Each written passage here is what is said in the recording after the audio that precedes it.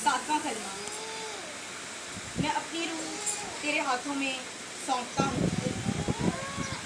आखिरी कलमा जो कि अब सब तमाम होने के बाद खुदावंद यीशु मसीह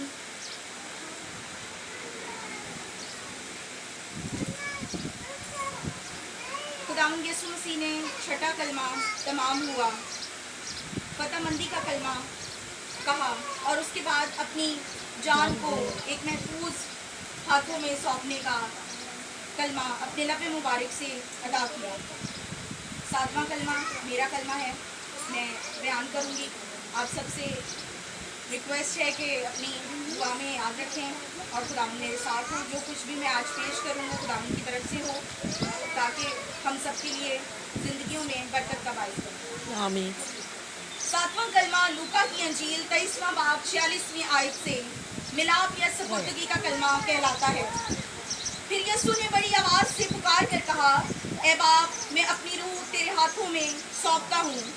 और ये कहकर दम दे दिया। यीशु अपना और अपने बाप का रिश्ता वाज़िया करता है। फिर यीशु ने बड़ी आवाज़ से पुकार कर कहा, ए बाप, मैं अपनी रूह तेरे हाथों में सौंपता हूँ। ये कलमा मिलाप या कलमा इस सपुर्दगी का कलमा कहलाता है, यानी खुद को किसी दूसरे के सपुर्द कर देना। इस कलमा में हम देखते हैं कि पहले कलमे में यीशु ने अपने बाप से कहा कि ए बाप, इन्हें माफ कर, क्योंकि ये नहीं जानते कि ये क्या करते हैं।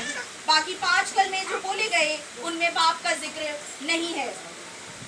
और सातवां कलमा जो खुदावंद अपने लबे मुबारक से पेश करते हैं, अपने बाप को बाप कहकर मुखातिब करते हैं। इस बात से ये वाज़ेह हो जाता है कि खुदावंद यीशु मसीह अपना आप अपने बाप को देने को तैयार हैं और तमाम तर काम को मुकम्मल कर चुके हैं और अब अपने आप को, अपनी रूह को, अपनी जान को अपने बाप के यहाँ सुपुर्द करना बेहतर समझते हैं।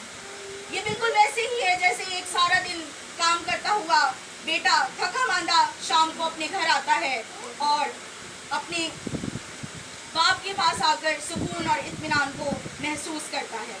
यहाँ मैं आप सबको बताती जाऊँ कि यीशु बा इख्तियार खुदा है, बरवक्त वो कामिल इंसान और कामिल खुदा भी है। यीशु बा इख्तियार है।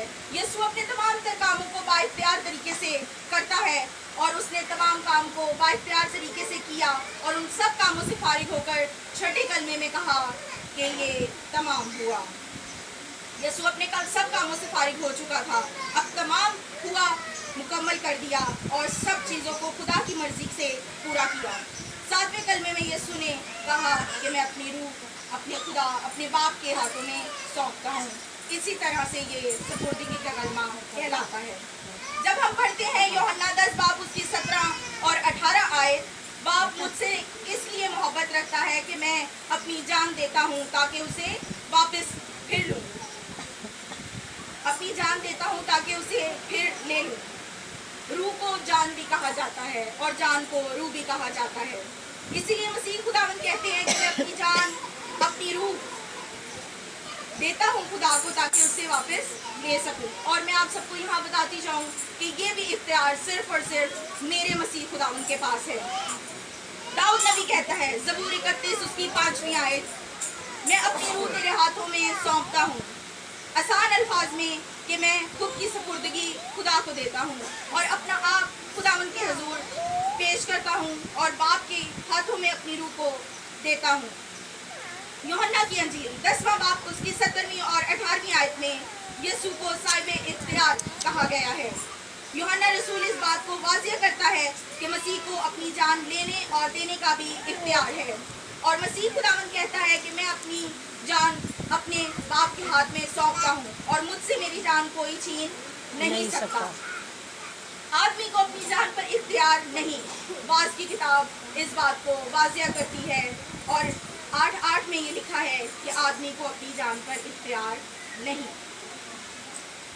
ये आयत हमें वाज़िया करती है कि कोई भी इंसान अपनी जान पर इख्तियार नहीं रखता, ना उसको लेने में और ना ही उसको देने में, बल्कि इस काम को सिर्फ और सिर्फ एक खुदा ही कर सकता है।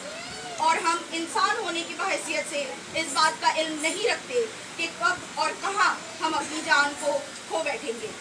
تو ہمیں ہمیشہ اپنے آپ کو اس بات کے لیے تیار کرنا چاہیے کہ ہم اپنی روحوں کو، اپنی جانوں کو خداوند کے ہاتھ میں سپرد کرتے رہیں۔ اسٹفنس کی مثال لیتے ہیں، اعمال اس کا چیپٹر 7 59 ورس میں جب تسفینیس کو سنسار کیا جا رہا تھا تو لوگ اسے پتھر مار رہے تھے، لیکن اس نے کہا اور اس نے دعا کی کہ اے خداوند یسوع مسیح میری روح کو قبول کر۔ وہ جانتا تھا کہ میں اب خداوند کے پاس جانے والا ہوں اور خداوند میری روح کو قبول کرے۔ داؤد نبی کہتا ہے اے باپ میں اپنی روح تیرے ہاتھوں میں سونپتا ہوں۔ سلیمان بادشاہ کہتا ہے کہ میں اپنی روح کا اختیار نہیں رکھتا۔ یسوع کہتا ہے میں اپنی روح پر اختیار رکھتا ہوں، میں اپنی مرضی سے روح کو دیتا ہوں اور اپنی مرضی سے واپس لیتا ہوں۔ پطرس رسول کہتا ہے کہ اپنی جانوں کو، اپنی روحوں کو خداوند کے سپرد کریں۔ ہم یہاں پر اسی مثال سے دوبارہ سیکھتے ہیں کہ ہم اپنی روحوں کو خداوند کے حضور سپرد کریں، خداوند کو دے دیں، اپنے ستانے والوں کے لیے دعا کریں، اپنی زندگیوں پر غور کریں کہ ہم کہاں کہاں خداوند کو اپنی زندگیوں کو سپرد کر سکتے تھے لیکن ہم نہیں کر پائے۔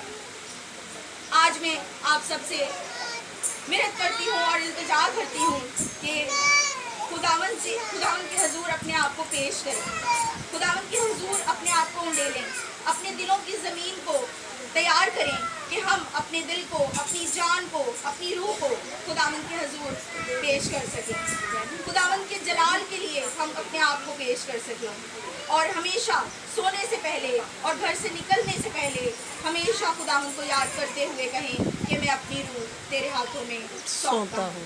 امید کرتی ہوں کہ آج کا یہ جو خداوند نے ہمیں کلام دیا ہے ہم سب کے لیے باعث سے برکت ہوگا، مسیح یسوع میں آمین۔ خداوند کے پاک کلام کے خداوند کی برکت۔